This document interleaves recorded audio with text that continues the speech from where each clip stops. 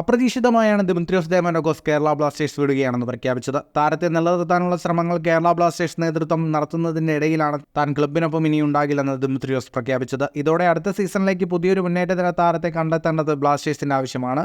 ദിമിത്രിയോസ് പ്രഖ്യാപനം നടത്തുന്നതിന് മുൻപേ തന്നെ ബ്ലാസ്റ്റേഴ്സ് അതിനുള്ള നീക്കങ്ങൾ ആരംഭിച്ചു എന്നാണ് ഏറ്റവും പുതിയ റിപ്പോർട്ടുകൾ വ്യക്തമാക്കുന്നത്.